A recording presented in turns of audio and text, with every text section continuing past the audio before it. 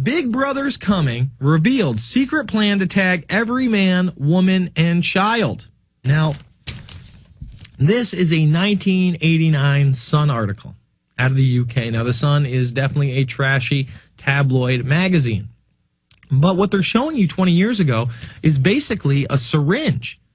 And how do they put the Vera chip or a RFID chip under your skin? Well, in 2001, after the terrorist attacks, the Jacobs family all got chipped on the Today Show, live on television. And how do they do it? They did it with a syringe.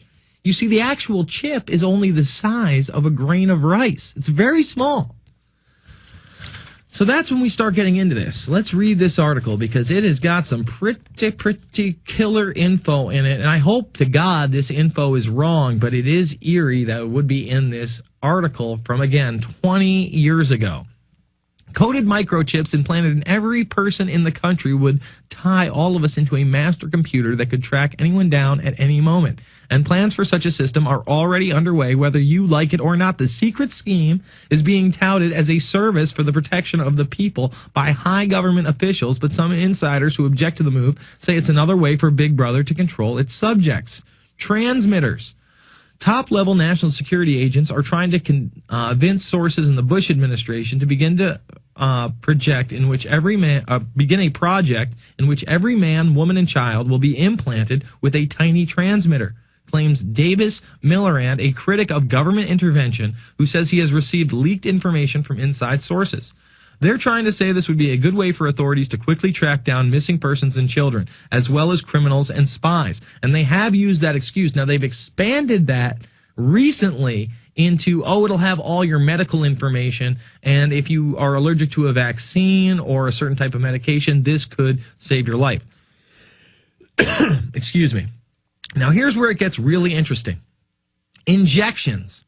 But with the astounding technology of today, everything about you could be contained into a tiny microchip, which would be connected to a government computer. Any government agency will know what any person has done and is doing at the time. Other sources say the transmitters can be injected painlessly from a tiny gun in humans without them even knowing it through a nationwide vaccination program. So they're saying that they could actually chip you through a vaccination program. Here's where it gets scary. All of the government would have to do is make up something like a swine flu vaccine, Millerand said. He literally calls out the swine flu vaccine as a way to chip the population. He said, imagine, and this ties right into it, imagine if they said there was a vaccine for AIDS.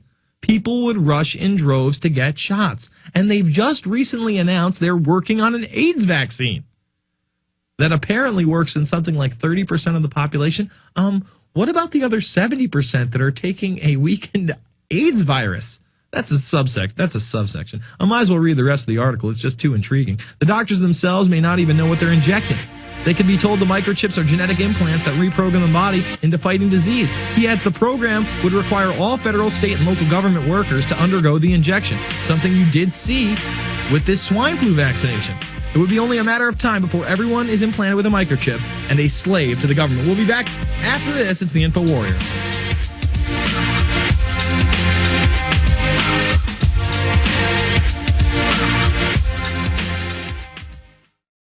Of a culture with losses through and through, but it's the rebel arm. Godspeed with devil's charm. The shit made get switchblades in every arm. And this way we ixnay on any harm. Cause snakes play and fakes lay like hidden bombs. We march in unison. The soul is truer than eternal missions with just a lifetime to do it in. Stronghold set it with small news blitz right here. And we're going to go to that CNBC clip calling for a new world order. 888-201-2244 is the call-in line. Communist consumer goods make a comeback. That's what this world government is all about. Slave labor, control over your very life, a lower standard of living for you and your family, and a higher standard of living for the already gluttonous elite. That's what this is all about. So communism, I guess it's back in style. That's what we have to do. It's what this health care bill is about.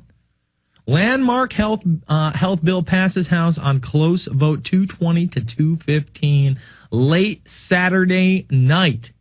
It's cleared the way for the Senate to have the long-delayed debate. Oh, it's delayed.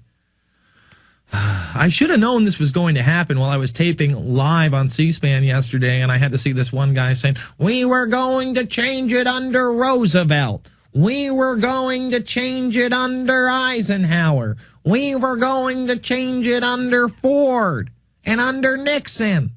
And it never got changed under Clinton. Now is the time to change. It's all about change.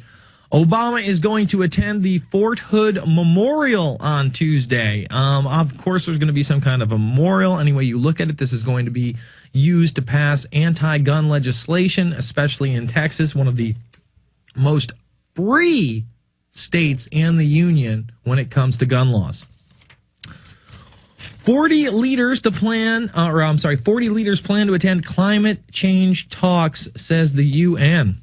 And basically they're saying, oh, look, here comes Sarkozy and, of course, Gordon Brown, one of the big trumpeters of the New World Order. Hopefully we can get Barack Obama to head this up, because that's what we need. This Copenhagen Treaty is what it's all about.